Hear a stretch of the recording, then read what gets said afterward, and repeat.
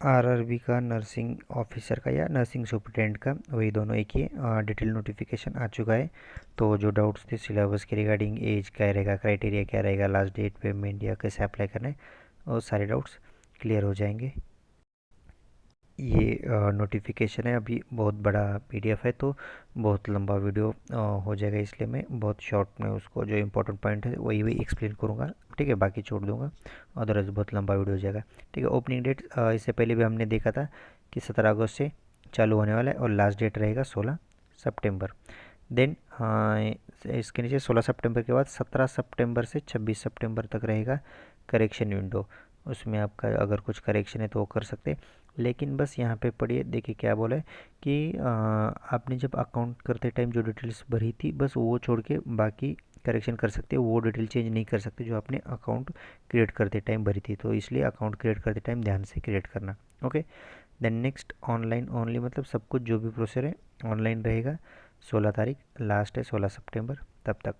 ठीक है, देन ये टेबल हमने इससे पहले भी देखा था। नर्सिंग सुपरिटेंडेंट लेवल 7 का 44,900 पे इनिशियल पे रहेगा। ये एज रहेगा, इसके बारे में मैं आगे भी बताऊंगा। और टोटल वैकेंसी 713 है। तो अदर कैडर का भी है, अगर कोई है देख लो, मैं बस नर्सिंग का एक्सप्लेन कर रहा हूँ। देन नेक्स्ट आरआरबी की जो railway zone wise detail distribution है वैकेंसी का, कौन से जोन में कितनी वैकेंसी है, वो नीचे एनेक्जर बी में उन्होंने एक्सप्लेन किया है, मैं वो भी दिखाता हूँ अभी नीचे। Then next upper age limit, वो कोविड की वजह से 3 इयर्स एक्सटेंशन दिया हुआ है बढ़ा के, वो भी बेनिफिट्स है। देन नेक्स्ट इम्पोर्टेंट इंस्ट्रक्शन, इसमें सबसे पहला पॉइंट कि जो भी प्रोसेस रहेगा पूरा ऑनलाइन रहेगा। देन सेकंड पॉइंट ये है कि आपका जो भी क्वालिफ़िकेशन क्राइटेरिया जो भी है वो लास्ट डेट्स के पहले कंप्लीट हो जाना चाहिए। कुछ भी पेंडिंग नहीं चाहिए। ऐसा नहीं कि एग्ज़ाम दिया है रिज़ल्ट पेंडिंग है या कुछ आना बाकी है, एग्ज़ाम बाकी है, बस फाइनल ईयर का एग्ज़ाम बाकी है, ऐसा कुछ नहीं। जो भी है वो पूरा कंप्लीट हो जाना चाहिए, प्रॉपर जो क्राइटेरिया दिया उसके हिसाब से एलिजिबल होना चाहिए लास्ट डेट के पहले। ठीक है, then next SC ST candidates के लिए या OBC कैंडिडेट जो भी है, उनके लिए भी वही है, लास्ट डेट के पहले आपका सब कुछ कंप्लीट चाहिए। देन मेडिकल फिटनेस आपको मेडिकली फिट, ठीक है, ये नॉमिनल है, इसका कुछ इतना सीरियस इशू नहीं। जैसे अपन हर एक डिपार्टमेंट में करते हैं मेडिकल फिटनेस, वैसा मेडिकली फिट होना चाहिए। देन एज लिमिट, इसमें एज के लिए नीचे डिटेल में दिया है, ठीक है, वो वही दिया है पैरा 5.1। ठीक है, ये उसके रिगार्डिंग नीचे दिया है डिटेल में। Then next selection of RRB, then ठीक है, इसमें ज़्यादा कुछ इंपॉर्टेंट नहीं है, वही कि वैकेंसी कम ज़्यादा हो सकता है। देन इसमें इम्पोर्टेंट पॉइंट ये है कि आप एक जोन में बस किसी भी एक जोन में फॉर्म भर सकते हो। ठीक है, किसी भी एक जोन में, ऐसा नहीं कि मल्टीपल जोन में आप फॉर्म भरना है, आपको बस एक जोन में ही किधर भी एक ही फॉर्म भरना है। ठीक है, अभी जोन वाइज नीचे वैकेंसी दिया है, आप पहले ही चूज़ कर लो कि आपको कहाँ पे फॉर्म भरना है। बस आपको एक ही फॉर्म भरना है एक जोन में। ठीक है, इससे ज़्यादा फॉर्म नहीं भर सकते।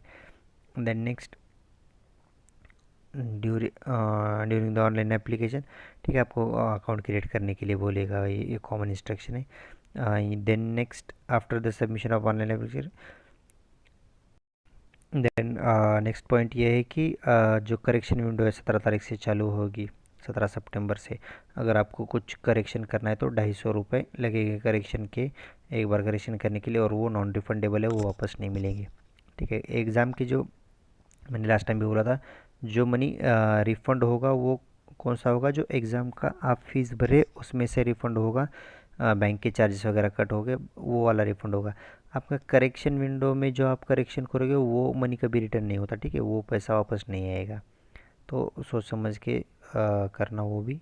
देन नेक्स्ट इसमें वही है, कैंडिडेट कितने शॉर्टलिस्ट किए जाएंगे, 1:1, मतलब 1:1, मतलब एक अगर 10 जगह है तो 10 जगह के लिए 10 कैंडिडेट, मतलब टोटल 20 कैंडिडेट। तो इन शॉर्ट समझ के चलो कि इंटू 2 कैंडिडेट्स। ठीक है, दुगने कैंडिडेट्स को बुलाया जाएगा DV के लिए या आगे की जो प्रोसीजर रहेगी उसके लिए। अगर 100 वैकेंसीज़ हैं तो 200 कैंडिडेट्स को बुलाया जाएगा। देन नेक्स्ट नॉर्मलाइजेशन हो सकता है, मल्टीपल शिफ्ट में पेपर हो गया तो नॉर्मलाइजेशन हो जाएगा इसमें भी। ठीक है, नॉर्मलाइजेशन में दिमाग लगाने का ज़रूरत नहीं, वो इससे पहले भी हुआ है तो वही है। देन नेक्स्ट नेगेटिव मार्किंग 1/3 रहेगा, नेगेटिव मार्किंग सीबीटी एग्ज़ाम रहेगा ऑनलाइन, 1/3 नेगेटिव मार्किंग रहेगा। बैंड आइटम क्या रहेगा, वही इलेक्ट्रॉनिक डिवाइस नहीं चलेगा, मोबाइल घड़ी वगैरह नहीं चलेगा। Okay, then next locker room वगैरह ये कॉमन इंस्ट्रक्शन है, ये छोड़ दो, जो इम्पोर्टेंट है मैं बस वही एक्सप्लेन करूँगा। नेक्स्ट की एग्ज़ाम सेंटर बाद में चेंज नहीं कर सकते। देन नेक्स्ट जनरल इंस्ट्रक्शन उसमें ओके ये कॉमन इंस्ट्रक्शन है, वो छोड़ दो, इम्पोर्टेंट नहीं है। हाँ ये इम्पोर्टेंट है कि अगर आपने एक से ज़्यादा फॉर्म भरा, मैंने इससे पहले बोला कि बस एक ही फॉर्म भर सकते हो, ठीक है, एक ही फॉर्म।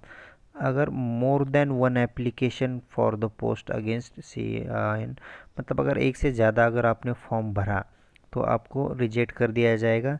और ठीक है, reject and will be debarred from all future examination, RRB की जो आगे की एग्जाम्स होने लगे उसमें से भी आपको बैन कर दिया जाएगा, डिबार्ड कर दिया जाएगा अगर आप ऐसा कुछ करते हो, एक से ज़्यादा फॉर्म वगैरह भरते तो किसी भी एक जोन में ही फॉर्म भर दो। ठीक है, ऑलमोस्ट तो एग्ज़ाम एक ही दिन होगा तो फ़ायदा भी नहीं ज़्यादा जोन में फॉर्म भर के। देन नेक्स्ट बाकी जनरल इंस्ट्रक्शन है, अगर आपको गवर्नमेंट के किसी अदर सर्विसेज से पहले डिबार्ड कर दिया है या आपको डिसमिस कर दिया है तो आप एलिजिबल नहीं है। ठीक है, ये कॉमन है। Then change of name, signature of candidate, ठीक है, ये कॉमन है अकाउंट फॉर्म भरने related. Then important point, next important point, ठीक है, अभी बाकी छोड़ दो जनरली है। उसमें से ये कि पोस्टिंग आपको उनके हाथ में रहता है, वो किधर भी आपका पोस्टिंग कर सकते हैं, चेंजेस कर सकते हैं, लेकिन वैसा करेंगे नहीं, लेकिन वो बताते हैं वैसा। अगर आपको खुद से चेंज करना है, no request for transfer to other railway, मतलब आपको सिलेक्शन हुआ है, अगर आपको कहीं अदर ट्रांसफ़र चाहिए तो कम से कम 5 से 10 साल आपका सर्विस होना जाना चाहिए। आप ऐसा नहीं कि ज्वाइन कर दिया और फिर इमीडिएटली आप ट्रांसफ़र के लिए मांगेंगे तो नहीं मिलेगा। देन नेक्स्ट, देन जो SC ST कैंडिडेट्स है, ठीक है, उनके लिए अच्छी बात है कि फ्री ट्रेन ट्रैवल फैसिलिटी है, मतलब अभी रेलवे का उनका खुद का एग्ज़ाम है तो रेलवे का जो स्लीपर क्लास का जो रिजर्वेशन है वो आपको फ्री में मिलेगा। एग्ज़ाम्स के लिए अगर जाना है तो आप फॉर्म भरते टाइम आपको अगर आप डिटेल्स भर देंगे तो आपको रिजर्वेशन मिल जाएगा। फ्री स्लीपर क्लास रेलवे पास, ठीक है, SC ST कैंडिडेट्स के लिए। तो आपका कैटेगरी सर्टिफिकेट वगैरह सबमिट करके आपको वो भी बेनिफिट मिल सकता है, आपको एग्ज़ाम के लिए रिजर्वेशन मिल जाएगा आराम से। देन नेक्स्ट हेल्पलाइन नंबर दिया है यहाँ पे, अगर कुछ प्रॉब्लम है तो 10 से 5 के बीच वर्किंग डेज में ये नंबर दिया है, इस नंबर पे कॉल करते हैं, या फिर ये मेल दिया है, ये मेल पे आप उनको कांटेक्ट कर सकते हो। देन नेक्स्ट मेडिकल फिटनेस का स्टैंडर्ड दिया है, मेडिकली फिट कैसा होना चाहिए, ठीक है, इसका कुछ इतना इम्पोर्टेंट नहीं है। जो फिजिकली जो डिसेबिलिटी के कैंडिडेट्स हैं उनके लिए है ये। देन नेक्स्ट ये भी जनरल इंस्ट्रक्शन है, ये डेट ऑफ बर्थ का कॉलम दिया है यहाँ पे, मतलब कौन कौन एलिजिबल है। तो यहाँ पे देखो एज ग्रुप 80 to 33, मतलब यहाँ पे दिया है कि आपका अपर age limit, lower age limit क्या रहेगा और अपर एज लिमिट क्या, आपका एज किसके बिटवीन आना चाहिए। तो अनरिजर्व और EWS के लिए यहाँ पे जो डेट दिया है, चलो आप सीधा सीधा अपना डेट ऑफ बर्थ देख लो, ये इसके बाद का ही चाहिए, इसके पहले का है तो आप एलिजिबल नहीं होंगे। ठीक है, तो ये यहाँ पे वैकेंसी दिया, डेट ऑफ बर्थ के लिए ईयर दिया है 92 89। तो अपना एज ग्रुप क्या है एक बार देख ले, नर्सिंग सुपरिटेंडेंट देखो 20 to 43, ओके 20 to 43, तो वो देखते। ओके यहाँ पे 22 43 6 नंबर का, इसका मतलब आपका अनरिजर्व और EWS कैंडिडेट है आप, तो आपका डेट ऑफ बर्थ दो मतलब 1982, 2 जनवरी 1982 इसके पहले का चाहिए। देन अगर आप OBC अगर नॉन क्रिमिनल है तो सॉरी पहले का नहीं, बाद का, ठीक है, इसके बाद का चाहिए। देन अगर OBC नॉन क्रिमिनल है तो 1979 और SC ST है तो 1977। तो इसके बाद का अगर आपका डेट ऑफ बर्थ है तो आप एलिजिबल है। देन नेक्स्ट एज रिलैक्सेशन का कॉलम है, वही SC ST कैंडिडेट्स के लिए 5 साल का एज रिलैक्सेशन मिलेगा। OBC के लिए 3 साल का, एक सर्विसमैन के लिए यहाँ पे अलग अलग दिया है। PWD के लिए उनका भी 10 साल, 13 साल, 15 साल, ये उनके कैटेगरी वाइज।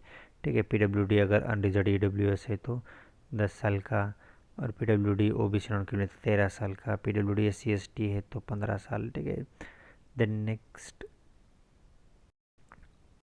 ओके, कॉमन जो एज रिलैक्सेशन थे वो मैंने यहाँ पे बता दिए। अभी जो है बाकी का, वो ग्रुप सी के अगर कैंडिडेट है तो उनके लिए 43 तक, 45 तक। ठीक है, वो भी कैटेगरी वाइज डिपेंड रहता है। Candidate who are working in administrative office in railway organisation, ठीक है, ये उनके लिए upper up to length of service rendered और 5 years which ever is least. ठीक है, ये बाकी अदर कैडर का अपना कुछ काम नहीं। अगर जो ऑलरेडी सर्विस में हो उनके लिए, जो रेलवे में वगैरह जॉब किए, या फिर female candidate who are widow, अगर विडो डाइवोर्स्ड ऐसे कुछ कैंडिडेट है तो उनके लिए है ये। अनरिजर्व EWS है तो 35 ईयर्स तक। देन OBC है तो 38 ईयर, SC ST है तो 40 ईयर तक। ठीक है, देन नेक्स्ट, देन ये कॉमन है। अगर आप OBC SC ST कुछ कैटेगरी से है, लेकिन अगर आपने फॉर्म अनरिजर्व से भरा है तो आपको कैटेगरी का बेनिफिट नहीं मिलेगा, एज रिलैक्सेशन वगैरह, तो सीधा आपको ओपन में ही कंसिडर किया जाएगा। देन इम्पोर्टेंस, ठीक है, डिस्क्वालीफाई इसमें जो इम्पोर्टेंट है, ठीक है, इसमें ज़्यादा इम्पोर्टेंट कुछ नहीं है, वही रॉन्ग इन्फॉर्मेशन वगैरह फिल कर दी तो डिस्क्वालीफाई हो जाएंगे, वही है। देन कैटेगरीज का जो फीस होगा वो मैं इससे पहले बताया था कि आपका यहाँ पे एक्सेप्ट कैटेगरी मेंशन, ठीक है, नीचे जो कैटेगरी मेंशन किया है टेबल 2 में, वो छोड़ के बाकी कैंडिडेट्स के लिए 500 रुपये फीस है। मतलब SC ST, ex serviceman, PWD, female, transgender, minority, ठीक है, EBC, ये सारे कैंडिडेट्स छोड़ के, मतलब ऑलमोस्ट तो अनरिजर्व और OBC आएगा। ठीक है, अनरिजर्व और OBC कैंडिडेट्स को 500 रुपये तक 500 रुपये फ़ीस है। और बाकी जो SC ST, एक्स सर्विसमैन, ठीक है, यहाँ पे दिया है उन सब के लिए 250 रुपये। वो भी मैंने इससे पहले बोला था, जब आप एग्ज़ाम दोगे CBT तो रिफ़ंड हो जाएगा, बैंक के जो चार्जेस है वो कट हो जाएंगे, बस बाकी रिफ़ंड हो जाएगा। Then next mode of payment, ठीक है, online, credit card, debit card चलेगा। देन नेक्स्ट, उन्होंने बार बार इसमें यही बोला है कि जो EBC, इकोनॉमिकली बैकवर्ड क्लास, और EWS और OBC अलग अलग है। ठीक है, तो वो ठीक से पढ़ लेना, अलग अलग तीनों भी। देन नेक्स्ट, ठीक है, ये जनरल का इंस्ट्रक्शन है। EBC मतलब कौन क्या रहेगा, ठीक है, वही है, बाकी कुछ नहीं। देन नेक्स्ट, फिर से यही दिया है कि EBC और EWS इसमें कंफ्यूज नहीं होना है, should not be confuse with OBC और EBC कैंडिडेट। ठीक है, तो वो एक बार ठीक से भरना फॉर्म भरते टाइम, वो कंफ्यूज मत होना। देन फीस का तो बता दिया मैंने, वर्टिकल रिजर्वेशन, हॉरिजॉन्टल रिजर्वेशन वही दिया है। देन नेक्स्ट, ओके, बाकी फॉर्म भरने रिलेटेड ही इंस्ट्रक्शन है तो वो इम्पोर्टेंट नहीं है। हाँ, जो सर्विस में है ऑलरेडी कैंडिडेट उनके लिए NOC लगेगा। तो अगर कोई गवर्नमेंट में है, DMI DHS या किधर भी गवर्नमेंट में ऑलरेडी जॉब करे तो NOC के लिए अप्लाई कर दो, तो NOC लगेगा आपको। Then next, online only one application, ठीक है, यहाँ पे भी फिर से बताया है कि सिर्फ ओनली एक ही एप्लीकेशन एक्सेप्टेड रहेगा, तो एक से ज़्यादा फॉर्म प्लीज़ मत भरना। देन नेक्स्ट, चलो सेक्शन वाइज मार्क्स कैसे रहेंगे और उसका क्वेश्चन क्या रहे, पैटर्न क्या रहेगा एग्ज़ाम का, वो देख लेते हैं।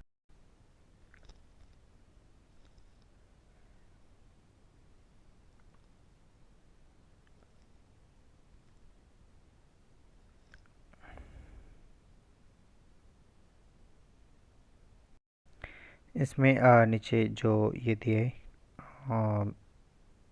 ये सब्जेक्ट, ये नंबर ऑफ क्वेश्चन और मार्क और प्रोफेशनल एबिलिटी, मतलब जो आपका समझो नर्सिंग का है तो 70 क्वेश्चन रहेंगे, मार्क्स तो वही 1 मार्क के लिए एक क्वेश्चन है 70।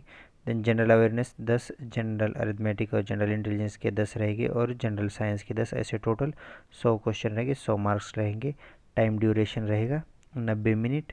90 मिनट में 100 क्वेश्चन सॉल्व करने, 1/3 नेगेटिव मार्किंग रहेगा। ओके, देन नेक्स्ट, ये नॉर्मलाइजेशन के मार्क्स का फॉर्मूला है, ठीक है, इससे पहले भी देखा होगा आपने। अगर ज़्यादा शिफ्ट में एग्जाम होता है तो नॉर्मलाइजेशन हो जाएगा। देन नेक्स्ट, ओके, ठीक है, अभी बहुत सारे इंस्ट्रक्शन है, बहुत बड़ा पीडीएफ है, तो बाकी छोड़ दो, जो इम्पोर्टेंट वे देखते हैं। ये इतने जोन है, ठीक है, जोनल वाइज वैकेंसी मैं आगे दिखाता हूँ। जनरल गाइडेंस सबमिशन मॉडिफिकेशन, ये मैंने बोल दिया है, 250 रहेगा मॉडिफिकेशन के लिए। देन चलो, ये भी कॉमन इंस्ट्रक्शन है, ये भी छोड़ दो। ओके, इसमें अभी ज़्यादा कुछ नहीं, वही कॉमन इंस्ट्रक्शन है। तो चलो, जो इम्पोर्टेंट है इसमें देखते हैं एक बार, क्राइटेरिया। ओके, चलो, ये नर्सिंग सुपरिटेंडेंट का क्राइटेरिया यहाँ पे कहाँ है, ये वाला, ठीक है, नर्सिंग सुपरिटेंडेंट। इसमें देखो, ठीक है, ये तो पहले ही बोल दिया हमने। टोटल वैकेंसी, अपर एज लिमिट 43, ये बेंचमार्क डिसेबिलिटी के लिए।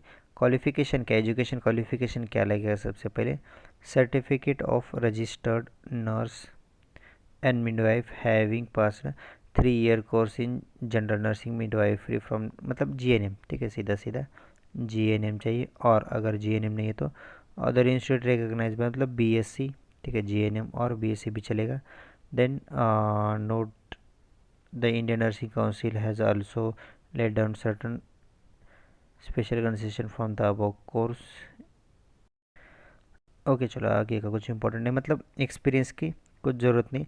तो ये जीएनएम कैंडिडेट्स के लिए बहुत अच्छी न्यूज़ है कि जीएनएम कैंडिडेट्स, कोई भी अगर फ्रेशर पास आउट है, आपके पास रजिस्ट्रेशन वगैरह हो चुका है सब कुछ, तो आप फॉर्म भर सकते हो। एक्सपीरियंस का कुछ ज़रूरत नहीं, जीएनएम और बीएससी आपके पास जो भी है, आप फॉर्म भर सकते हो सीधा, कोई एक्सपीरियंस नहीं है, कुछ नहीं, ठीक है, तो ये अच्छी बात है। देन नेक्स्ट, चलो, अभी जोन वाइज वैकेंसी देखते हैं। मैं मुंबई की बोल देता हूँ। अगर कोई अदर किसी अदर स्टेट से है तो देख लेना, यहाँ पे प्रयागराज का है, अजमेर का है, देन बेंगलोर, बिलासपुर, श्रीनगर, मलाड, मालदा समथिंग है, मलाड मालदा समथिंग है, गोरखपुर, चेन्नई। ओके, ये आरआरबी मुंबई, आरआरबी मुंबई में देखते हैं। यहाँ पे नर्सिंग सुपर एकदम लास्ट में, नर्सिंग सुपरिटेंडेंट, ये CRWR, ये रेलवे का सेंट्रल और वेस्टर्न, ये दो है, वो दिया है CRWR। तो उसमें भी आप ठीक से देख लो कहाँ पे फॉर्म भरना है। तो मुंबई उसमें अनरिजर्व्ड के लिए, ठीक है, CR में है, सेंट्रल में है 41 वैकेंसीज, और WR वेस्टर्न रीजन में है 26। देन नेक्स्ट, SC कैंडिडेट्स के लिए 11 और 8। देन नेक्स्ट, ST कैंडिडेट के लिए 9 और 2, OBC 10 और 18 और 10, देन EWS 5 और 3। ऐसे टोटल जो वैकेंसी है वो, ओके, CR में है 84 और WR में है 49। ओके, ये वैकेंसी का डिस्ट्रीब्यूशन है जोन वाइज। तो ठीक है, मैंने बस मुंबई का बोला है, इसके अलावा अगर कोई और कहीं से है तो वो भी देख लो। मैंने बस मुंबई के रीजन का बोला है। देन नेक्स्ट, तो कितने वैकेंसीज़ है, कहाँ कहाँ पे है, कितने वैकेंसी है, ग्रेड पे क्या रहेगा, सब कुछ क्लियर हो चुका है। तो इसके अलावा भी अगर कुछ डाउट्स है तो कमेंट सेक्शन में पूछ लो, और मैं कमेंट सेक्शन में और नीचे चैट बॉक्स में ग्रुप का, व्हाट्सएप ग्रुप का लिंक दे दूँगा, तो ग्रुप ज्वाइन करके वहाँ पे भी पूछ सकते हो।